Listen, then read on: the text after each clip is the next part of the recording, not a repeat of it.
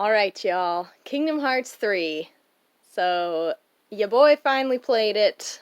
Um, so I have some notes written here. I will go off on a bunny trail probably. So, let's just get started on my thoughts of Kingdom Hearts 3. Thank you, Square Enix. Um, so overall, I knew that it was not going to be as good as the hype. I knew that. I had read lots of articles and people saying that it wasn't as good as the hype, and I knew that going in. I knew that. So I expected to feel the way that I do about it. Maybe a little more confused. I definitely feel a lot more confused than I thought I would. And I'm yeah, there were just a lot of elements that were very confusing to me as somebody who has not played all of the games. I kind of hoped it would be a little more, the story would be a little more accessible for people like me. And it's not that I didn't want to play all the games. I just didn't have the console to play all the games. When I bought the story so far, and I'll talk about this later too, when I bought the story so far, I thought I'd be able to play all the games, and that was not the case. So I was really bummed about that. So I expected to feel the way I do, but I'm a little more confused. I also read before playing the game that people thought the ending was unearned, and I agree 100%. Even though the story, when I got to the ending place, I was like, really? It's it here already? Okay. And the story was saying, this is the ending, this is the ending, this is it, this is the epic ending. I was feeling like, is it?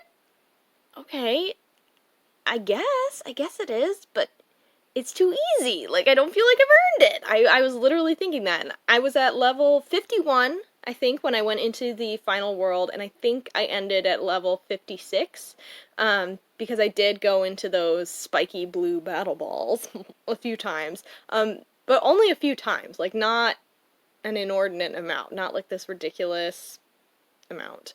And when you're in the 50s, in that level area, it takes in the 20,000s of experience points to get to the next level. And those things, they cranked out a really easy battle for 10,000-ish points each. So I would just have to go in twice, cast Thunder a few times, Thundaga, and then get Thundaza, and then do Mad Teacups once, maybe.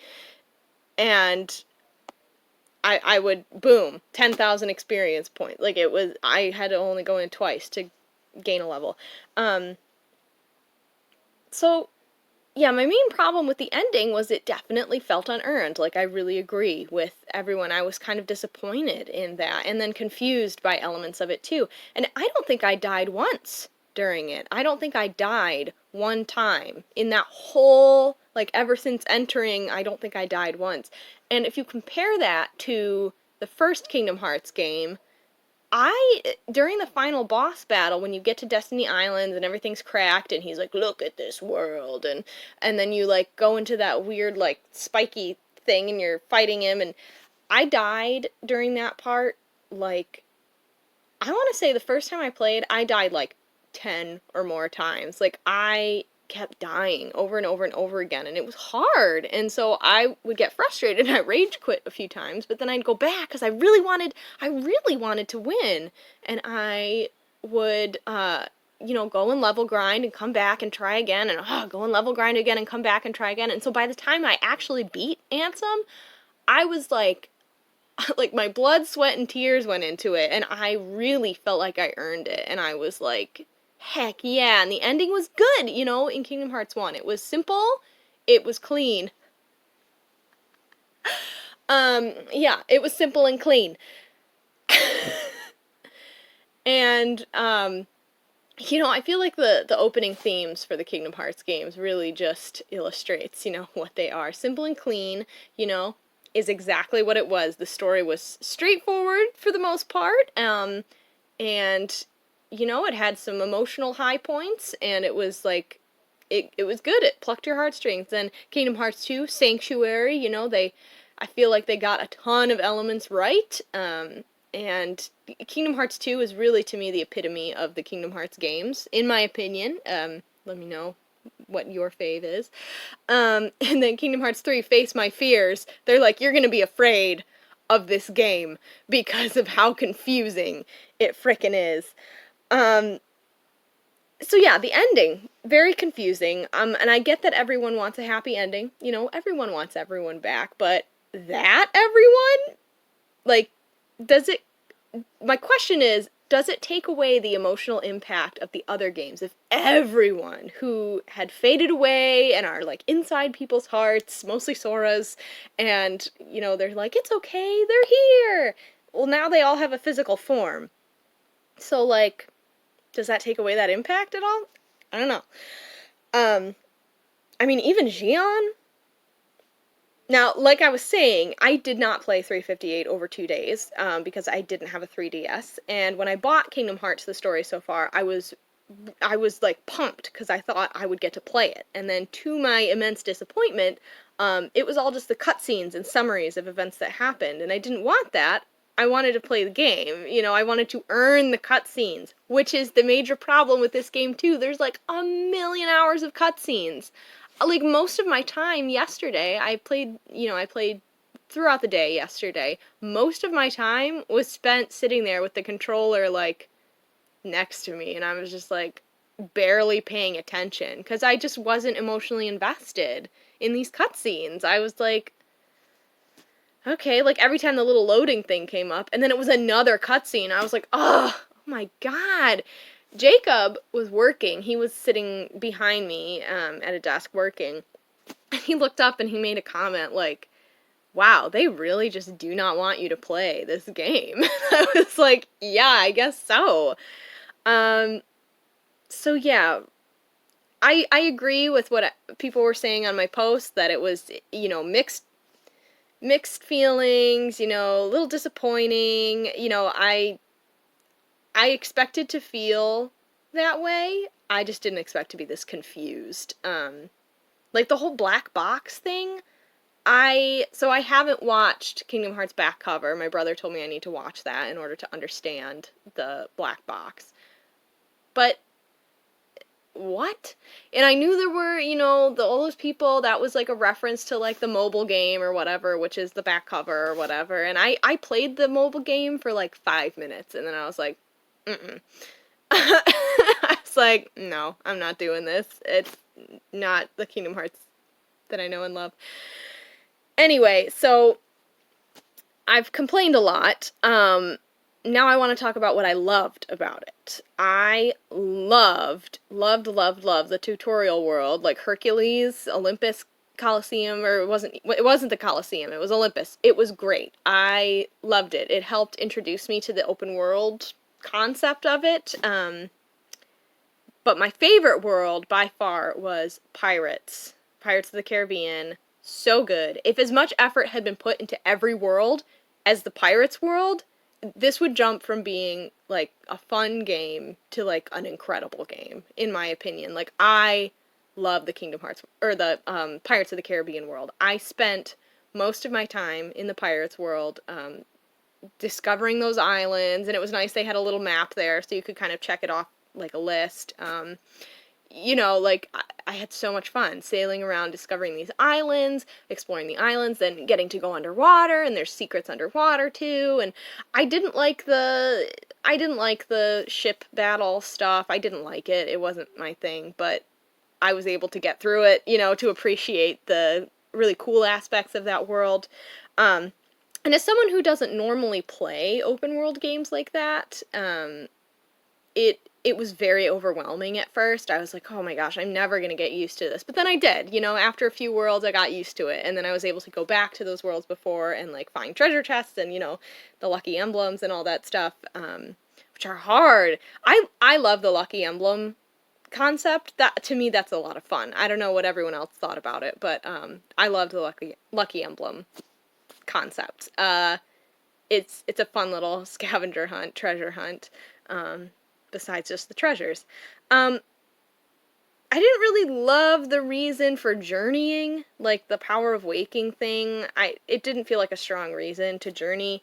I thought it was kind of unclear and weak, especially considering how long they took to make the game. And I know it was because they were switching engines, and all the cutscenes were probably because they were like, look what we switched to, isn't it amazing? Look at the graphics, and they thought that was a good way of like rewarding us for our wait, but more cool, fun gameplay would have been a better way to reward us, in my opinion.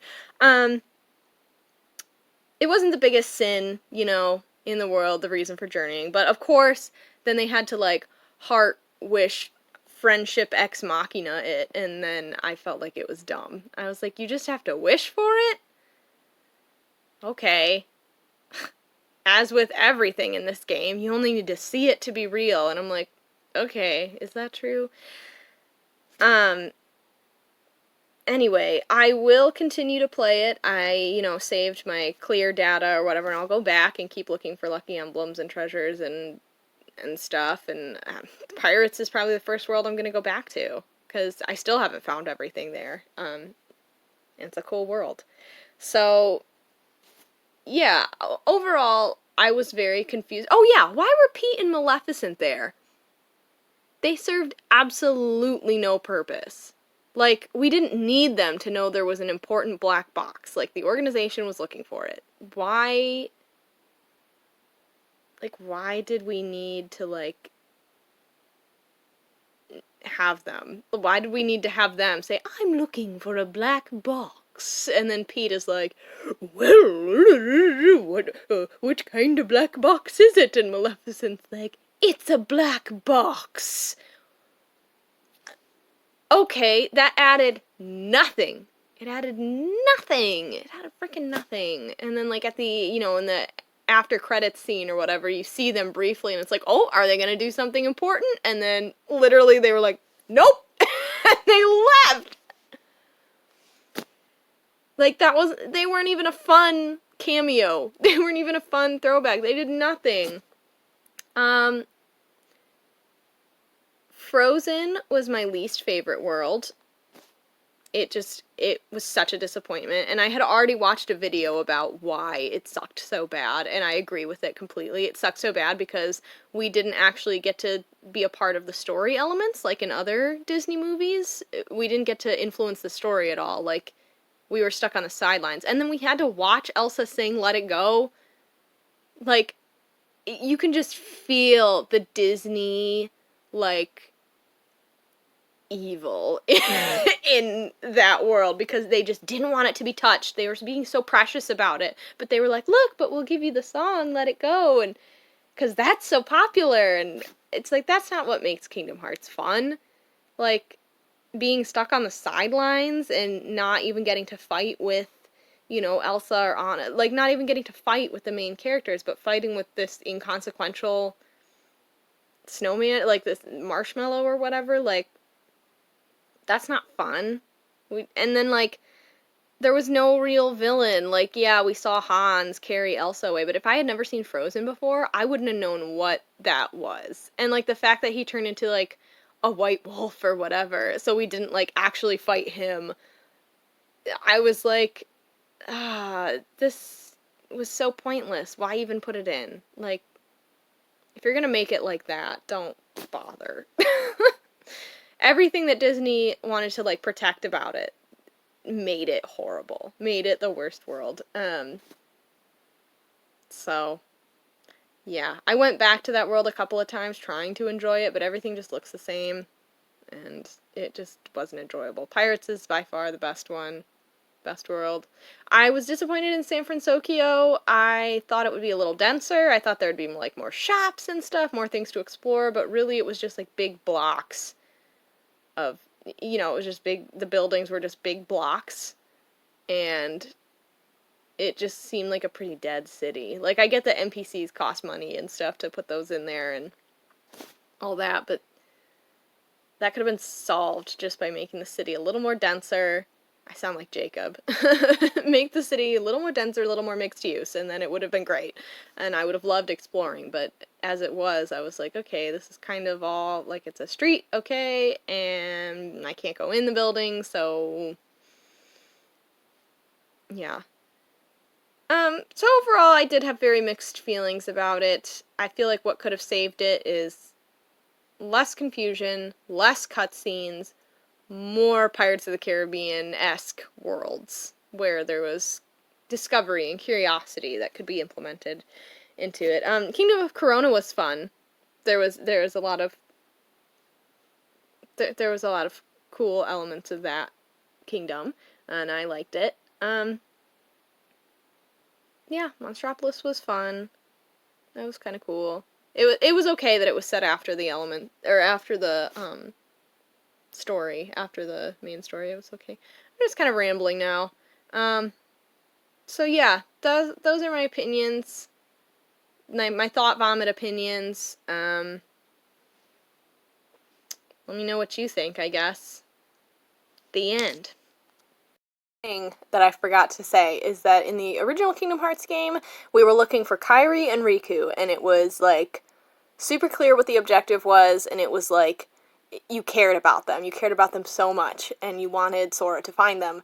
And in this game, I didn't care about anybody. I didn't care about anybody who came back. Roxas and Naminé, I cared about the most. And then everyone else, I mean, I played Birth by Sleep. I know who Terra is, and, you know, it was a huge build-up, and I was excited about Terra coming back, and I was like, oh, that's a fun Easter egg that he was, like, the guardian, you know, this whole time, and I was like, okay, that's fun. But I didn't care about everyone else, and also, how could Axel just forgive Isa like that? Like, he totally, or Isa, however you pronounce it, Sayax, whatever. He was just, like, totally chilling, eating ice cream with him, and I'm like, he's literally tried to kill all your friends. Like, I would be, like, canceled.